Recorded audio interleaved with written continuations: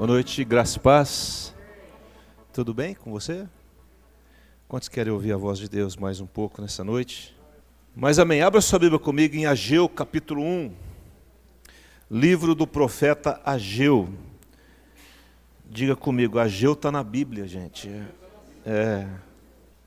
Ageu, capítulo 1. Estamos juntos aí? A partir do verso 2. Assim fala o Senhor dos Exércitos. Este povo diz: não veio ainda o tempo em que a casa do Senhor deve ser edificada. Veio, pois, a palavra do Senhor por intermédio do profeta Ageu, dizendo: acaso é tempo de habitardes vós em casas apaineladas, ou seja, casas ornadas, né? Enquanto esta casa permanece em ruínas? Ora, pois, assim diz o Senhor dos Exércitos: considerai o quê? O vosso passado. Tendes semeado muito e recolhido? Comeis e não chega para fartar-vos. Bebeis e não dá para saciar-vos. Vesti-vos, mas ninguém se aquece. E o que recebe salário, recebe-o para pô-lo num saquetel furado. Assim diz quem? O Senhor dos Exércitos. Considerai o quê? Por que será que ele está falando pela segunda vez, né? Subi ao monte, trazei madeira e edificai a casa. Dela me agradarei e serei glorificado, diz o Senhor. Esperaste muito, e eis que veio a ser pouco. E esse pouco, quando o trouxeste para casa, para a sua casa, eu com um assopro o dissipei. Por quê? Diz o Senhor dos Exércitos. Por causa do quê? Da minha casa, que permanece em ruínas, ao passo que cada um de vós corre por causa de sua própria casa. Por isso, o céu sobre vós retém o seu orvalho, e a terra os seus frutos. Fiz vir a seca sobre a terra. Quem fez vir a seca? O Senhor fez vir a seca sobre a terra, e sobre os montes, sobre o cereal, sobre o vinho, sobre o azeite, e sobre o que a terra produz, como também sobre os homens, sobre os animais, e sobre todo o trabalho das mãos. Vamos orar. Obrigado, Pai, pela Tua palavra. Obrigado porque o Senhor é um Deus bom, cheio de graça, de misericórdia. Obrigado pela ceia que podemos tomar. Obrigado pela celebração e louvores que podemos entoar a Ti. Ó Deus, dá-nos liberdade para louvar na Tua presença. Sejamos livres, Senhor, para adorá-lo. Agora fala comigo, diga assim: Senhor Jesus, eu vou ouvir a Tua palavra. Eu quero guardá-la no meu coração e praticá-la. Em nome de Jesus. Amém. Queridos, a história nos ensina. Quem concorda com essa frase? A história, ela nos ensina. Deus, ele se refere à história para nos ajudar a não cometer falhas, erros e pecados que pessoas no passado cometeram, que os nossos pais no passado cometeram, e ele registra na sua palavra. Muito do que está registrado para que a gente possa tomar muito cuidado, para não repetir aquilo que foi feito no passado e ter consequências duras e amargas que eles tiveram também por causa da sua desobediência. Esse livro de Ageu, ele foi escrito num período muito importante na história de Israel. Vou falar um pouquinho sobre a história, vou dar um pano de fundo para isso, e depois o Senhor vai falar ao nosso coração o que Ele quer dizer através desse episódio, ou pelo menos nessa noite, né, o que Ele quer falar conosco. Jerusalém, ela foi parcialmente ou totalmente destruída por 3 momentos, em 3 vezes. A primeira vez que Jerusalém foi destruída foi pelos babilônios, lá cerca do ano 580 a.C., porque o povo estava vivendo num pecado, o povo incorporou muito da idolatria dos povos que estavam ao redor, o povo se distanciou do Senhor, ao ponto de haver rei em Israel que sacrificou o seu próprio filho a Moloque, que é um deus, que exigia sacrifício de criança. Chegaram nesse ponto. Então Deus permite que agora Nabucodonosor, o rei da Babilônia, vá lá e destrua Jerusalém, destrua os muros de Jerusalém. Ele leva tudo que o templo tinha. Esse templo que havia era o templo de Salomão, um templo suntuoso, um templo cheio de ouro e muitas coisas lá dentro. Ele pega tudo aquilo, ele leva para a Babilônia e deixa a terra arrasada. Levam as pessoas mais importantes lá para a Babilônia, e nesse tempo, inclusive, levaram lá, vocês lembram de Daniel, Sadraque, Mesaque, Abednego, foram tudo para lá, tudo para a Babilônia. E deixou algumas pessoas ali, algumas pessoas que não tinham muito significado para ele não era importante, então ele largou naquele lugar. Então, nesse momento, toda aquela suntuosidade do templo foi destruída, veio abaixo. O segundo momento em que a cidade, o templo de Jerusalém foi destruído foi no ano 70 depois de Cristo. E ela foi destruída pelos romanos. O general Tito foi lá e destruiu a cidade, destruiu os muros, destruiu o templo e tomou posse daquele lugar também. E o terceiro momento, foi no ano 135, onde o imperador Adriano, também romano, e agora ele arrasa totalmente Jerusalém, não deixando ali praticamente pedra sobre pedra, e em cima daqueles escombros ele erige uma nova cidade, uma cidade idólatra, uma cidade pagã, e sobre o lugar do templo, no lugar do templo, ele levanta um outro templo para um deus pagão. Então, essa mais ou menos é a história de Jerusalém, muito rapidamente, logicamente, mas eu quero falar um pouquinho nesse momento em que o templo de Jerusalém, aquele templo de Salomão é destruído e agora ele começa a ser reconstruído. O que acontece que depois de 60 anos que o povo de Israel está cativo na Babilônia, o rei Ciro, o rei da Pérsia, agora o rei da Pérsia, ele manda... ele libera, ele assina um documento, um edito, e ele permite que algumas pessoas, alguns judeus, voltem para Jerusalém para reconstruir o templo. E esse é o momento em que o profeta Ageu está escrevendo, exatamente nesse momento que o profeta está escrevendo esse livro aqui. Aí, nesse momento da reconstrução, quando ele permite que o templo seja reconstruído, foram 3 grupos para Jerusalém. O primeiro grupo foi com Zorobabel, lá pelo ano 537, antes de Cristo, e Zorobabel, ele administra, ele era o governador, e ali começa a reconstrução do templo. Junto com ele vai um sacerdote chamado Josué, e juntamente também aparece e vai para lá os profetas Ageu e Zacarias. Todos eles têm uma grande importância, percebe que sempre tem um governador, tem um sumo sacerdote e tem os seus profetas. Esse é o equilíbrio das coisas, é assim que Deus construiu. E assim é até hoje.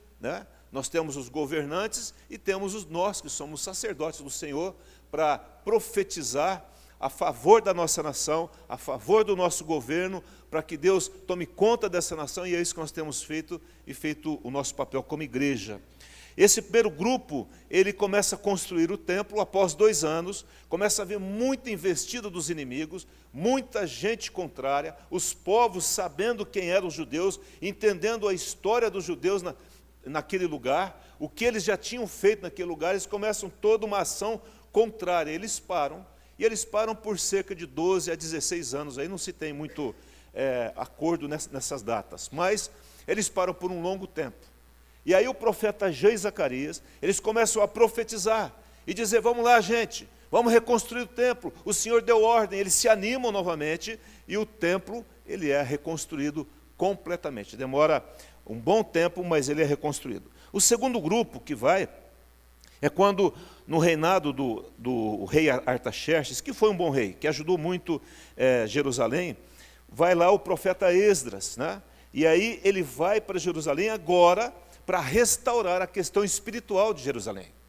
Estava muito bagunçada a coisa, o povo, os judeus haviam se misturado com os povos da região, havia um sincretismo religioso muito grande naquele lugar, e aí ele vai para restabelecer o culto a Deus. E ele chega naquele lugar e começa a implementar o culto, as festas judaicas, e aí ele começa-se o povo voltar novamente a temer a Deus e a observar a palavra de Deus.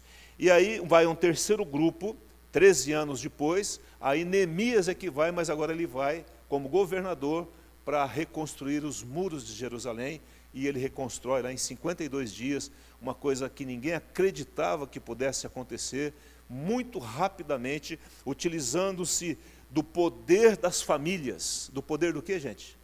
Das famílias, né? A família poderosa. Um dos motivos por quais essa igreja tem o nome como Igreja da Família Cristã, porque nós cremos no poder que Deus deu à família. Por isso que Satanás ele está dividindo o quê? As famílias. Por isso que há tantas separações. Por isso que há tanto problema de filhos contra pais, pais contra filhos, esposo contra esposa, esposa contra esposo. Mas quando nós entramos na palavra, entendemos o que a palavra diz a respeito da família, a respeito do casamento, a respeito da educação de filhos, isso começa a ser restaurado. E muitas restaurações começam a acontecer. Então, Neemias vai lá, e pelo jeito o profeta Malaquias também estava lá também como um profeta para ajudar nesse momento tão importante de restauração, tanto do templo, como a restauração espiritual, como a restauração dos muros. Lá em 2 Pedro, não precisa abrir não, mas diz assim: e reduzindo a cinzas as cidades de Sodoma e Gomorra, ordenou-as à ruína completa, tendo-as posto como exemplo. Diga comigo assim, como exemplo. A quantos venham viver impiamente. O que está se falando aqui agora, no Novo Testamento, 2 Pedro, Pedro falando que Deus nos lembra de coisas passadas. Está relembrando aqui, lá de Sodoma e Gomorra, que foi destruída por causa do seu pecado. Nós estamos falando aqui de um momento de sofrimento do povo judeu, que Deus nunca planejou para o povo, mas porque por causa da desobediência do povo, houve a destruição do templo de Jerusalém. Dá uma olhadinha aqui na imagem. Esse aqui é uma maquete do templo de Jerusalém. Uma coisa muito suntuosa, enorme, maravilhosa, coisa assim que você não consegue, não tem nada a ver com o templo de Salomão lá de São Paulo não, viu, gente? Isso aqui é uma outra história, né? E tudo isso aqui um dia virou o quê? Passa o segundo, virou isso aqui. É tudo que Satanás quer fazer contra a sua vida e a minha vida. E quando Deus fala, eu estou te relembrando do passado, é porque Ele tem um plano para a sua vida. Tudo Deus fez formoso, sim ou não? Mas Satanás vem para o quê? Matar, roubar e destruir. Irmãos, quando nós estávamos no mundo, nós éramos escombros. Um dia lá no Éden, nós éramos o templo de Salomão. O templo maravilhoso de Deus. O templo que quando ele foi inaugurado, a glória de Deus, o Shekinah de Deus desceu e entrou naquele templo. Os sacerdotes não podiam ministrar, irmãos, da presença de Deus naquele templo. Era uma coisa fantástica. E Deus permitiu que o templo fosse reconstruído. Deus permitiu. E eles utilizaram o melhor que eles tinham na época, porque Deus merece o melhor, sim ou não? Quando você dá a sua oferta, dê o melhor, não dá o que sobra. Dá o seu melhor. Quando você der o seu serviço ao Senhor, dê o seu melhor serviço. Dê a sua melhor idade. Não dê o resto, né? Quando você for doar alguma coisa para alguém, não dê aquilo que você utilizaria para limpar o chão. Dê algo que seja aproveitável. Deus é glorificado através disso. E eles fizeram o melhor que eles podiam fazer, Deus se agradou e Deus entrou naquele templo. E agora o templo está destruído. Deus construiu um templo, Adão e Eva, lá no jardim. Uma coisa linda, lindíssima. Não havia pecado. Era a primazia da construção de Deus. Deus criou todos os animais. Deus criou a lua, o sol, as estrelas. Criou todas as coisas, mas lá Ele cria o homem. E nós somos descendentes desse homem. Porém, esse homem resolveu desobedecer. E ele ficou o quê? Destruído. A palavra de Deus diz, 1 Coríntios capítulo 6 diz assim: acaso não sabeis que o vosso corpo é santuário do Espírito Santo, o qual tendes da parte de Deus, e que não sois de vós mesmos, porque foste comprado por preço. Qual é o preço que eu e você fomos comprados? Esse sangue, aquilo que nós tomamos aqui hoje, não o sangue, mas o suco de uva, que representa o sangue de Jesus. Foste comprado por preço, agora, pois, glorificai a Deus no vosso corpo. Paulo está dizendo que o nosso corpo é santuário do Espírito Santo. É a morada do Espírito Santo. É o templo do Espírito Santo. E ele está dizendo, olha, você não pertence a você mesmo. Porque quem te fez não foi você, foi o Senhor, o Criador dos céus e da terra. E eu não posso pegar aquilo que Deus fez, aquilo que Deus me deu, que é o meu corpo, que é o seu templo, e levá-lo e fazer dele o que eu bem entendo. Não posso. O grande problema, irmãos, é que se nós não cuidarmos do nosso corpo, toda a impureza, toda a imoralidade vai acontecer aqui. Os pecados são cometidos através do corpo. O corpo fala, o corpo vê, o corpo toca, o corpo anda, o corpo sente, o corpo pensa. E o Senhor está olhando para tudo que o corpo faz. Ele está dizendo, este corpo é santuário do Espírito. Um dia, esse corpo, ele foi destruído por causa da desobediência. Ele está dizendo, presta atenção nisso, no que aconteceu no passado. A desobediência destruiu o homem. E agora o que nós vamos fazer? Eles estão aqui tentando reconstruir o templo. E quando eles terminam o templo, o povo começa a chorar. Porque aquele templo não tinha nada a ver com o templo anterior. Quem conheceu o templo anterior. Mas Deus já estava sinalizando que alguma outra coisa iria acontecer. Ele está dizendo que a glória da segunda casa, ela seria maior do que a primeira casa. Ele escreve isso. Os profetas escrevem isso. Quando eles terminam o templo, eles falam, olha, o profeta, inspirado pelo Espírito Santo, ele fala, vocês vão conhecer a casa ainda, a glória da segunda casa. O que ele está dizendo é que um dia, Jesus viria a esse mundo. E quando ele viesse a esse mundo, ele iria morrer por nós. Porque precisava morrer, sem derramamento de sangue não há remissão de pecados. Jesus iria morrer, mas ele iria ressuscitar. Satanás não sabia, ou sabia, mas não acreditava. Esse é o grande problema. O problema é que às vezes nós sabemos das coisas, mas não acreditamos que pode dar errado, ou que vai dar errado. De que aquilo que estamos fazendo hoje vai dar errado. Que desobedecer a Deus vai dar errado. Que fazer as coisas contrárias à vontade de Deus não dá certo. Vai ter consequências. Não adianta forçar a mão de Deus. Não adianta arrumar jeitinho para fazer a vontade de Deus.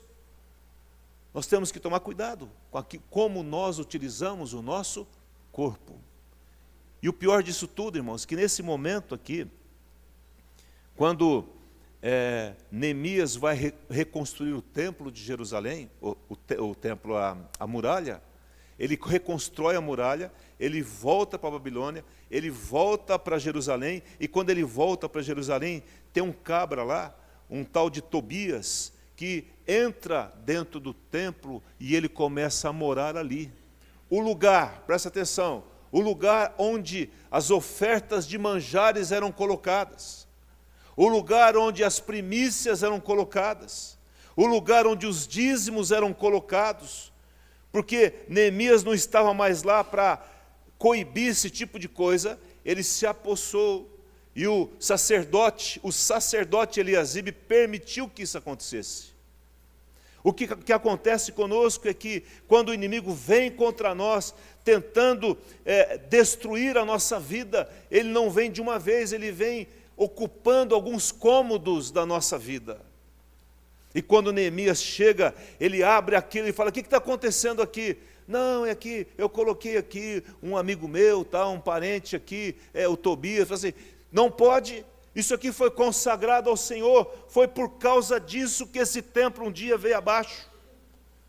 A destruição ela não acontece do dia para a noite, ela vai acontecendo com o tempo. Então ele pega os móveis daquele homem e lança para fora. E nós temos que ser violentos contra o pecado. Nós não podemos permitir que as coisas comecem a se acomodar dentro de nós. Um dia, irmãos, o sangue de Jesus foi derramado por você e por mim. E o nosso grande desafio um dia foi crer em Cristo. E pelo Espírito Santo você e eu cremos. Amém? Quem crê aqui?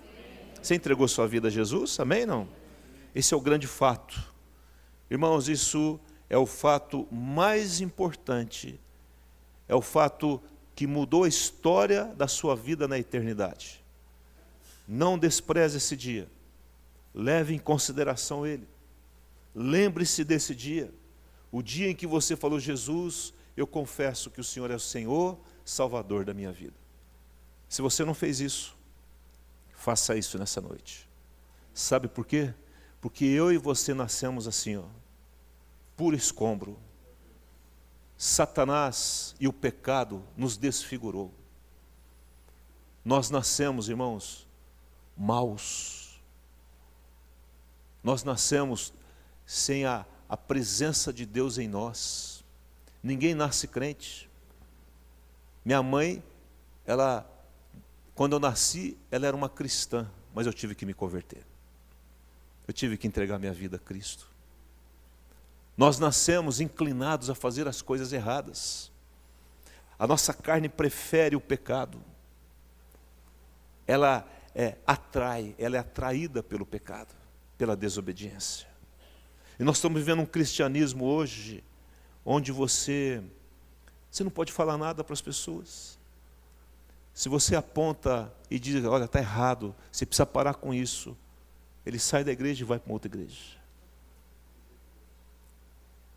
O cristianismo ficou um cristianismo frouxo, onde você não pode ouvir nada, onde você não pode falar: desliga o teu celular aí, Deus está falando.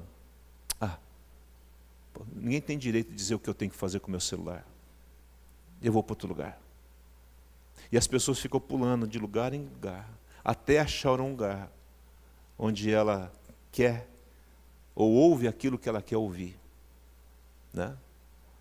E aí o cristianismo começa a virar algo nada, que não transforma. Aí as doenças começam a vir. Porque onde há pecado, há todo tipo de coisas negativas e malignas. E aí daqui a pouco você que foi lavado pelo sangue do Cordeiro, que você entregou sua vida a Cristo, você começa a dar permissão que o pecado comece a se alastrar na sua vida e dominar a sua mente. E aí você vai na internet e começa a procurar os pregadores que falam aquilo que você quer ouvir. Essa é a grande verdade. E não o que a palavra está dizendo. Um cristianismo mais fofinho, mais agradável, mas que não é assim não. A coisa é um pouquinho diferente do que tem sido falado. Que Deus nos ajude a entender isso.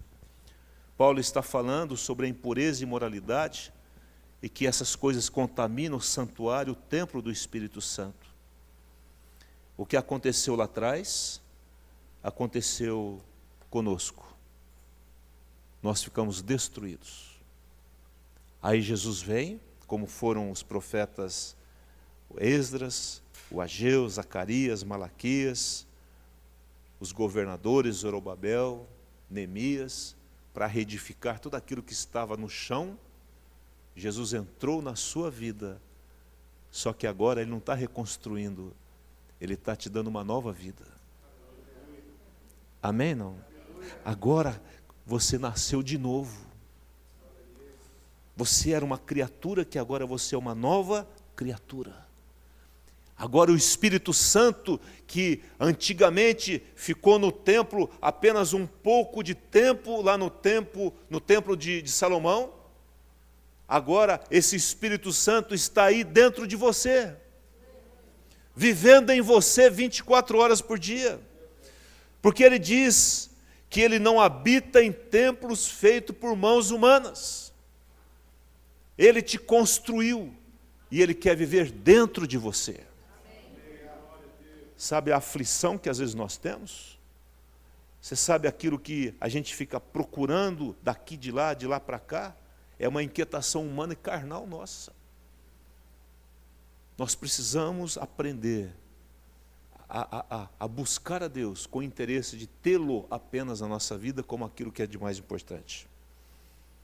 Buscar em primeiro o seu reino e a sua justiça, e as demais coisas serão acrescentadas. Abra comigo em Efésios capítulo 2, por gentileza. Efésios capítulo 2. Diz assim a palavra de Deus. Gálatas, Efésios.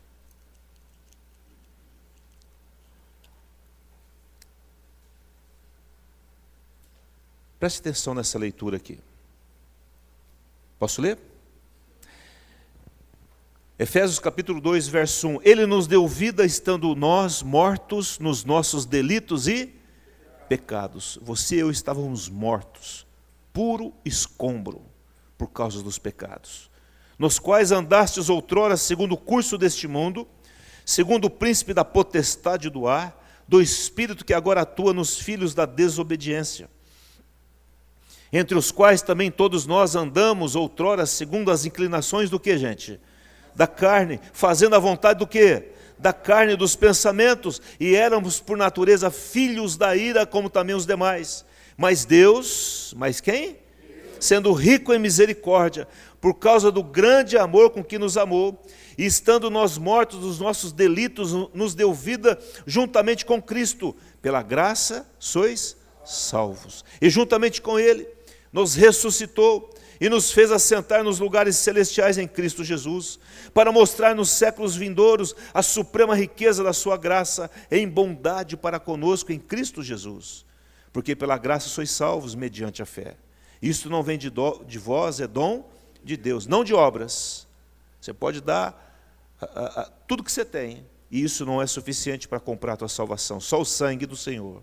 Não de obras para que ninguém se glorie, pois somos feitura dele, criados em Cristo Jesus para o quê?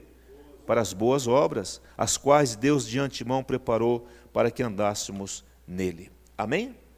Você e eu estávamos mortos e agora Ele nos deu vida por causa de Jesus. Então, convide Jesus para entrar na sua história. Convide Jesus para entrar no teu templo. Coloque Jesus no centro da sua vida, no trono do seu coração. Entregue as suas decisões nas mãos de Jesus. Deixe Ele reinar na sua vida. Ele não vai te forçar, Ele vai te convidar. Você quer que eu reine? Não quero. Então, reina você. Só que a hora que as consequências vierem, você não vai dizer assim, meu Deus, me ajuda. Tá bom, eu vou te ajudar, Deus vai te ajudar. Mas não se esqueça de que muitos anos passaram. Sabe o que aconteceu com o povo aqui? O tempo passou e eles queriam que a restauração acontecesse da noite para o dia. E o profeta vem e fala assim, mas vocês demoraram tanto tempo, por que vocês querem que as coisas se resolvam do dia para a noite? Vocês fizeram da sua vida o que vocês bem desejaram, porque agora vocês querem que que as coisas mudem para amanhã? Então está na hora de você entrar num processo.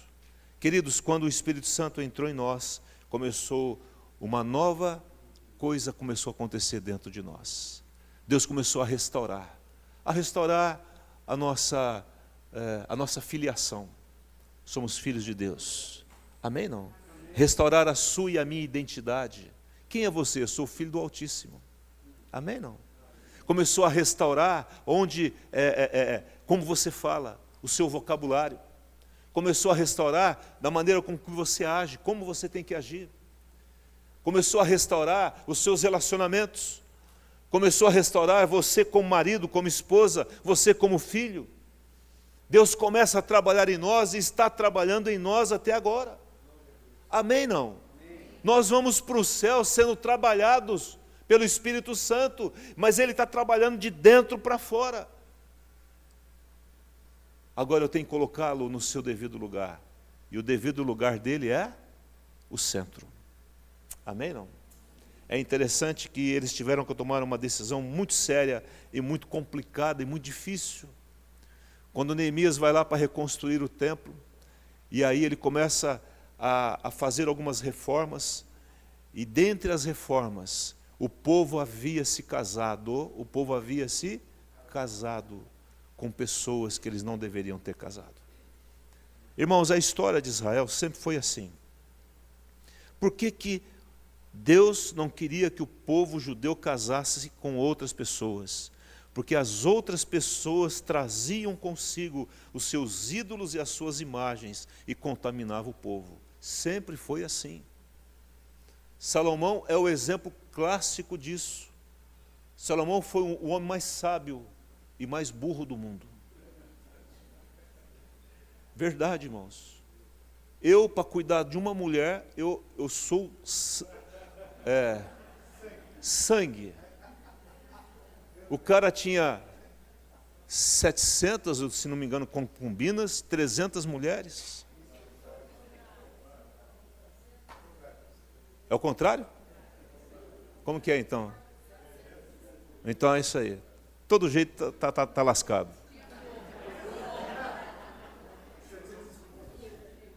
Agora, irmãos, o problema é que cada uma delas trazia para dentro do palácio os seus deuses.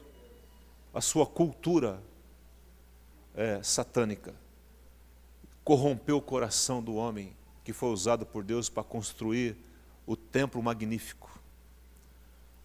E ele acabou terminando um homem que não se sabe o que aconteceu com ele. O que eu estou mostrando para os irmãos é que tem hora que eu tenho que abrir mão daquilo que eu mais quero, porque está errado. Está entendendo, Fábio? Às vezes eu tenho que abrir mão daquilo que eu mais amo, porque, biblicamente falando, não é da vontade de Deus. Só que os crentes de hoje não querem abrir mão das coisas. Eles querem ajustar. Eles querem fazer sabe assim, um brasileiro? Adaptar. Não dá para adaptar. Pastor, e alguns falam que eu sou muito, como que é? Ferro e fogo, alguma coisa. Não, é Bíblia, irmãos. Porque se você abre um pedacinho, se você abre uma portinha do templo para colocar o Tobias, daqui a pouco a família do Tobias chega, os amigos do Tobias chegam, o fulano chega, e não se cultua mais a Deus no templo, porque agora o templo é do Tobias. Vocês estão me entendendo, irmãos? Quem está falando é o Espírito Santo, não sou eu aqui não. É Deus quem está dizendo, para nós tomarmos cuidado. Lá em Deuteronômio ele fala assim: cuidado com o que você coloca dentro de casa. Não traga coisas amaldiçoadas para dentro de casa, para que não seja amaldiçoado e semelhante a essas coisas. Então, quando alguma coisa vem para casa, ela tem que ser orada, consagrada, porque a minha casa é um lugar onde a presença de Deus está. É um tabernáculo do Senhor, é o templo do Senhor, porque nós nos reunimos como igreja, é a igreja do Senhor naquele lugar. Porque onde há 2 ou mais pessoas, ou 3 pessoas reunidas, o Senhor está no nosso meio. Lá em Malaquias 1,6 diz assim: o filho honra o pai, e o servo ao seu senhor. Se eu sou pai, onde está a minha honra? E se eu sou senhor, onde está o respeito para comigo? Diz o Senhor dos exércitos: a vós outros sacerdotes que desprezais o meu nome. E vós dizeis: em que nós estamos desprezando o teu nome? É a pergunta. O que nós estamos fazendo de errado? O que eu estou fazendo de errado, meu Deus? Ele diz assim, sabe, quando você está falando para o povo lá, nesse tempo aqui, irmãos. Eu não saí do tempo, desse templo que foi reconstruído e nesse momento histórico. Ele está falando assim, é que quando você vai oferecer um animal como sacrifício, nesse templo oferecia-se os animais como sacrifícios. Você olha no rebanho e tem uma ovelhinha gordinha, bonitinha, mas tem uma ovelha que está com febre. Então ele pegava a ovelha que está com febre para oferecer ao Senhor. Aí uma ovelha quebrava a perna, era aquela que ele levava para o sacrifício. Aí uma ovelha furava o olho, era aquela que ele levava para o sacrifício. Ele está falando assim, é melhor vocês não oferecer nada. Fecha a porta do templo. Deus falou isso. Não faça culto. Porque o que vocês estão me dando é resto. E aí ele fala assim, você teria coragem de oferecer essa ovelha de perna quebrada para o governador? Você levaria para o prefeito? Ou você ia levar a gordinha, bonitinha, aquela bonitinha, né? Se você não faz isso para o homem, você está fazendo para mim, cadê a minha honra? Onde está a minha honra? Cadê o melhor da sua vida para mim? E aí, a gente pega, fica chateado com Deus, porque Deus não fez aquilo que nós queríamos que Ele fizesse. Sabe por quê? Porque nós não sabemos a vontade dEle. Nós só conhecemos a nossa vontade, mas não a vontade dEle. Eu quero terminar falando sobre 3 problemas comuns para aqueles que já se entregaram a sua vida a Cristo. O primeiro problema, que você tem que tomar cuidado para que isso não aconteça, para que isso não aconteça na sua vida, para que aquilo que o Senhor construiu em você não seja destruído pelo inimigo. A primeira coisa é o desinteresse. Nós começamos a nossa vida cristã muito bem. Nós começamos orando, buscando a Deus, não perdemos reuniões. E aí com o tempo as coisas começam a acontecer. Aí em casa, no trabalho, aí da igreja, a igreja tem problema, você sabia, né? Tem gente que briga com outra aqui, você sabia disso, né? É. Então fica sabendo. Teve caso aqui de uma pessoa entrar por uma porta, a outra estava indo aqui e saiu por lá. Depois nós consertamos a situação. Porque tem gente. E nós temos as nossas dificuldades. Mas aí as situações começaram a acontecer. E aí a pessoa começa o quê? A se desinteressar. Os inimigos começam a entrar, os pensamentos começam a entrar no nosso meio. Sabe, nesse momento aqui, quando os inimigos não queriam que o templo fosse reconstruído, sabe o que eles fizeram? Eles não foram lá e destruíram o templo com a mão e com os pés. Eles falaram assim, sabe de uma coisa? A melhor maneira é nós entrarmos no meio deles, nos infiltrarmos no meio deles. E a gente estando no meio deles, a gente começa a gerar uma confusão entre eles. Vocês já ouviram isso, não? Por isso, cuidado com quem entra na sua casa. Não sei se já aconteceu com você. A pessoa foi lá, fez uma visita e a casa ficou pesada, o ambiente. Porque a conversa não foi nada boa. Só falou dos outros. Só reclamou, murmurou e tudo mais. E eu tenho que tomar cuidado com as infiltrações do inimigo na minha mente. Tome cuidado com o que você ouve na internet. Tome cuidado com aquilo que você assiste. Tome cuidado com isso. Veja se está na palavra de Deus. A palavra está aí, confira com a palavra de Deus. Tome cuidado, em nome de Jesus. Esses dias eu fui ouvir um pastor pregar, e ele é contra o dízimo. E falou uma pregação inteirinha, porque ele era contra o dízimo. Terminou, e eles tiram as ofertas no final. Aí eu falei assim, bom, agora vamos tirar o dízimo. Eu falei, uai, o cara é contra o dízimo, no final vai tirar o dízimo? Aí ele consertou, falou assim, agora vamos tirar as ofertas. Né? Essas coisas, irmãos, começam a minar, essas coisas pequenas, começam a minar a nossa mente. Porque eu preciso conhecer a palavra de Deus, o que está escrito aqui. Cuidado com o desinteresse. Deixai-nos edificar convosco, disse os adversários, querendo influenciar e frustrar, inquietar. Mas eles disseram, vocês não têm nada conosco, vocês não vão edificar conosco. Deus fala para ele, não é tempo de vocês ficarem ornando as suas casas, enquanto a minha casa está em ruínas, gente. Ele está dizendo para nós, trazendo para nós agora, não fique preocupado com a roupa que você veste, preocupe-se com o Espírito que está dentro de você. em manter esse templo limpo, santo ao Senhor. Amém, não? Irmão, sexo é para o casamento, não é antes do casamento. Não adianta querer forçar a barra. Os tempos mudaram, não mudaram não, para a Bíblia não mudou. Deixa o homem, pai e mãe, se une à sua mulher e se tornarão que os dois uma só carne. Sempre foi assim, desde Gênesis é assim. Mas os tempos mudam e as pessoas começam a se acomodar no novo tempo. Que Deus nos livre disso, em nome de Jesus. Não tem meia verdade é mentira, está errado. A verdade vence a mentira. A luz vence as trevas. Ou eu acredito nisso, ou eu vou viver uma vida cristã, mais ou menos.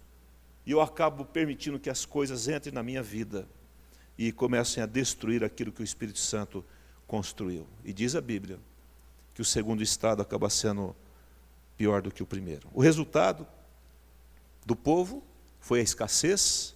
Não é que Deus não mandava o alimento, presta atenção nisso. Não é que Deus não dava água, mas tudo era escasso. Tudo era pouco. Era só o suficiente para não morrer de fome e para não morrer de sede. Ele fala assim, por quê? Porque minha casa está em ruína. Porque você não está cuidando da sua casa, do seu templo, da minha presença dentro de você. Irmãos, o pecado afugenta o Espírito de Deus. O Espírito de Deus é um Espírito Santo. E onde não há santidade, ele não vai ficar nesse lugar. E eu tenho que tomar cuidado com a minha vida. Pastor, mas eu peco. Eu também peco. Quem peca? Faz assim para mim. Mas existe algo que chama-se o quê? Arrependimento. Vai e não peques mais. O sangue de Jesus nos purifica de todo o pecado. Ai, se não fosse o sangue de Cristo, estávamos todos perdidos. Diga assim, graças a Deus, pelo sangue de Jesus. Arrependimento é dizer, pequei contra o Senhor, meu Deus, me perdoe. Se afetou o irmão, é dizer, meu irmão, me perdoe, eu pequei contra você, me perdoe. Às vezes não é tão fácil. O orgulho nosso é muito grande às vezes. Que Deus nos ajude nisso, em nome de Jesus. A segunda coisa é o desencorajamento. Eles começaram a perder as forças na reconstrução. Ficaram fracos, o povo estava cansado. E aí o esgotamento começou a vir sobre a vida do povo. Perderam a coragem. Muitas vezes nós começamos a nossa vida cristã com muito corajosos, mas não reabastecemos os nossos reservatórios. E quem reabastece é o Espírito Santo, é a palavra de Deus, é o relacionamento entre nós, é as orações uns pelos outros. É isso que nos encoraja e é isso que nos reabastece. Aí vem o Senhor, através do profeta, e fala assim, sê forte, Zorobabel, 3 vezes. Eu estou dizendo para você nessa noite, sê forte, sê forte, sê forte, porque eu sou convosco. Ele fala assim, eu tenho uma aliança, lá em Ageu capítulo 2, eu estou falando, eu tenho uma aliança desde o Egito. Deus não se esquece da aliança. Quando você entregou sua vida a Cristo, Ele estabeleceu uma aliança com você, e Ele não vai mudar essa aliança da parte dEle. Eu tenho uma aliança com você, o meu Espírito habita lá, e aqui em Ageu, no meio de vós. Hoje Ele está dizendo, o meu Espírito habita onde? Dentro de você. Meu Deus, esses profetas não experimentaram isso? O que é o Espírito Santo vivendo dentro deles? E hoje nós podemos ver isso, experimentar isso. Encherei de glória esta casa, diz o Senhor dos Exércitos. No versículo 9 ele fala, mas a glória desta última casa será maior do que a primeira, diz o Senhor dos Exércitos. Isso já aconteceu. Jesus tomou as chaves da morte de Satanás e Ele nos deu vida, e vida abundante. E a terceira e última coisa é a insatisfação, é o imediatismo, é quando eu começo a olhar e nada está bom para mim. Sabe por que as coisas nada está bom? Porque eu não estou bem comigo mesmo. porque eu não alimentei suficientemente o meu espírito para ele me dar alegria, o Espírito Santo para ele me dar alegria, porque eu não estou cultivando uma vida no Espírito, porque eu estou falhando com ele, de cuidar da presença dele dentro de mim. Aí eu começo a murmurar, a reclamar. Aí eu reclamo do cônjuge, da mulher, do marido, eu começo a reclamar do filho, nada está bom. Eu reclamo da comida, eu reclamo do carro, eu reclamo da casa, eu reclamo da distância, eu reclamo de tudo, porque está calor. Nossa, que calor miserável é esse? Aí começa a chover, que chuva miserável é essa? Aí faz frio, oh, que frio miserável é esse? Nada está bom. Se a mulher faz a comida X é porque ele queria Y, e se faz a Y é porque queria X. Aí é uma insatisfação terrível. Sabe por quê? Ausência de uma vida com o Espírito Santo. Estou priorizando outras coisas, menos a vida no Espírito. Porém, lá em Ageu 6,14, diz a palavra: edificaram a casa e a terminaram. Eles terminaram a reconstrução. Em meio a tudo isso, pela graça e misericórdia de Deus, a nossa casa vai se manter de pé. E se você tropeçar, você não vai cair. E se cair, nós estaremos aqui para te ajudar a levantar. Gira o teu irmão e diga assim: eu preciso de você, ore por mim. Aleluia. A história nos ensina, irmãos. 1 Coríntios 10:6 diz assim: ora, estas coisas se tornaram exemplos para nós, a fim de que não cobicemos as coisas más, como eles cobiçaram. Na verdade, Deus sempre nos avisa, também através da história. Ageu e Zacarias, profetas, homens de Deus, que olharam aqueles escombros e viram aquilo erguido. Eu tenho buscado a mesma unção profética desses homens, de olhar para vidas totalmente destruídas e vê-las totalmente restauradas, pelo poder do Espírito Santo. Porque o Espírito de Deus, quando entra na vida de um homem e de uma mulher, ele restaura aquela pessoa. Ela não é mais a mesma pessoa. Mas o que nós precisamos fazer? Primeiro, nos colocar, nos submeter às palavras proféticas da palavra de Deus. Amém? Não? Deus pode usar pessoas para profetizar. Quem crê nisso? Nós somos uma igreja que cremos que Deus usa homens para profetizar. Mas essa palavra já é uma palavra profética. Então o que eu preciso fazer? Primeiro, eu preciso orar. Diariamente. Diariamente. Eu preciso ter um tempo pessoal com Deus. Falei isso para os pais ontem, lá na chácara, onde nós tivemos um evento com as crianças, que foi maravilhoso. Parabéns para todas as pessoas que trabalharam naquele evento. E eu falei para os pais, a maior arma, e falo para vocês, a maior arma que Deus nos deu chama-se oração. Há poder na oração. E eu preciso primeiro ter uma vida, cultivar uma vida de oração. A segunda coisa é ler a palavra de Deus, irmãos. Precisamos ler Bíblia, conhecer a palavra, leia a Bíblia. Salmo 19 diz que a palavra do Senhor restaura a alma.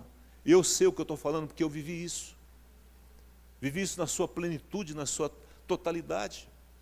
O Senhor restaurando todas as minhas forças, todo o chamado através da sua palavra. A terceira coisa é concordar. É você não ficar sozinho. É você buscar alguém para estar junto com você. Caminhe com alguém, em nome de Jesus. Pegue alguém e fale assim, olha, você que está no grupo familiar, o líder fala assim, eu quero estar com você. É você chamar o irmão que está ao seu lado para orar por você e com você. A Bíblia diz que quando dois na terra concordam, aqui na terra é feito aonde? No céu. E quando no céu é feito, irmãos, não tem para o céu. Não tem pessoa na terra que vá contrariar uma ordem liberada do céu. A quarta coisa é congregar. Quantas pessoas deixam de congregar por nada? Estou cansado. Estou desanimado. Aí vai ver na internet, não é a mesma coisa. Alguém pode comer pão, beber o cálice pela internet? Não. Pega no teu irmão e faz assim, ó.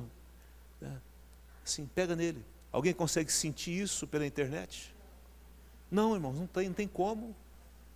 Não, faz diferente, chega para o irmão, chega para cá, dá um abracinho assim, vem cá, né? Que bom ter você aqui. Amém, não? Diga para ele, é bom ter você aqui. É bom sentir você. Amém, não?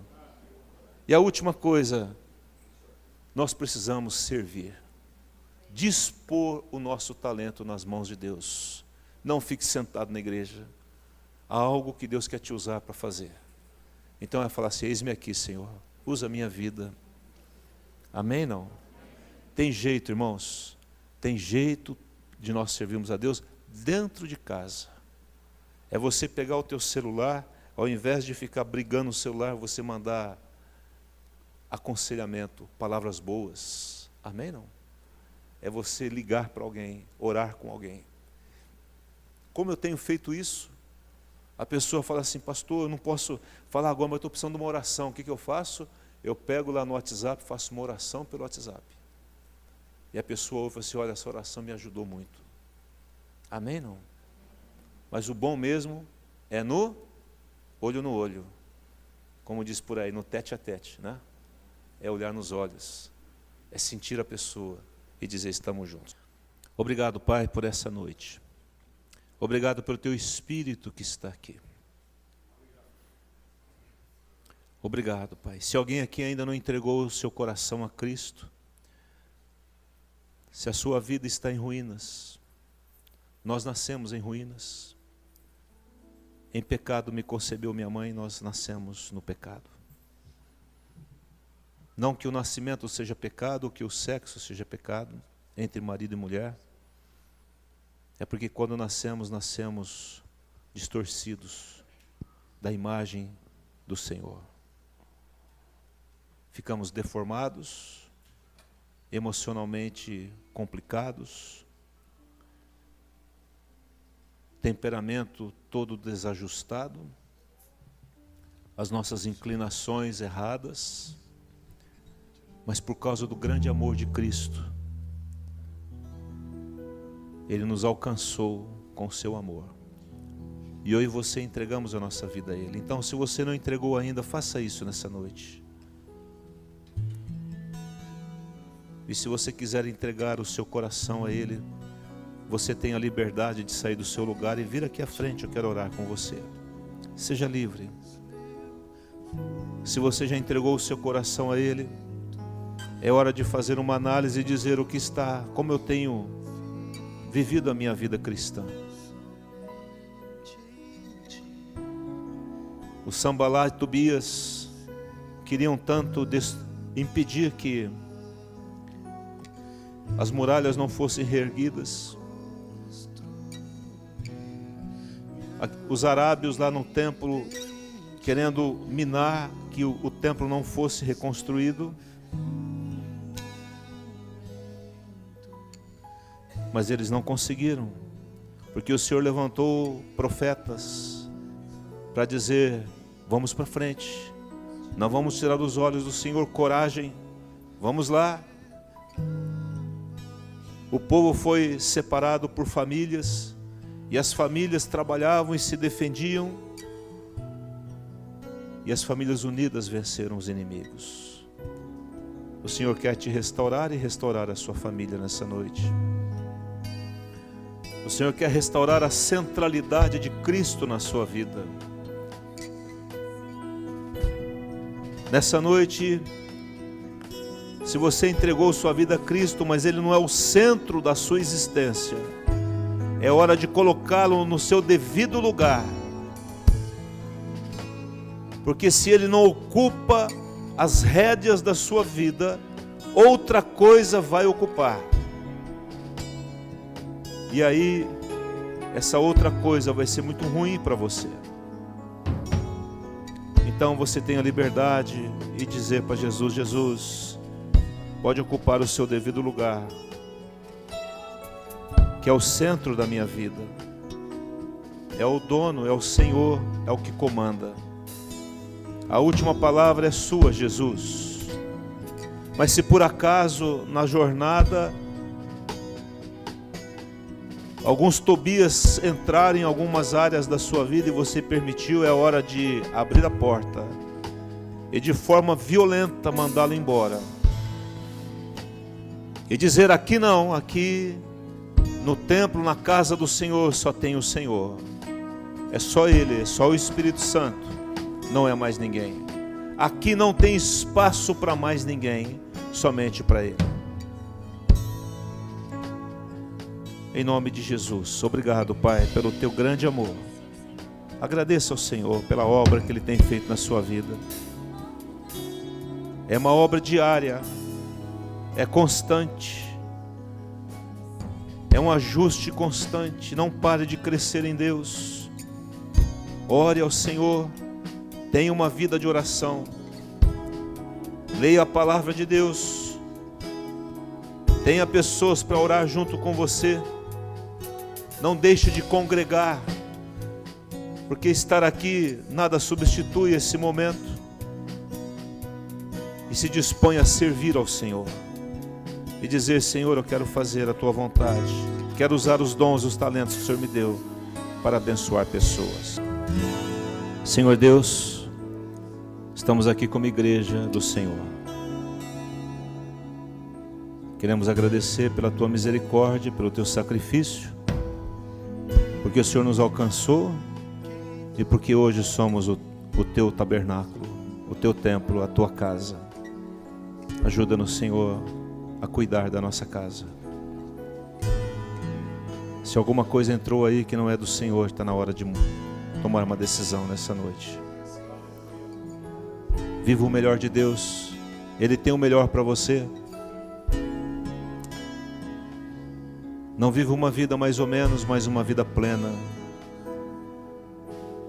João 10:10, Satanás veio para matar, roubar e destruir, mas Jesus veio para nos dar vida abundante, vida plena nele, ainda nessa terra.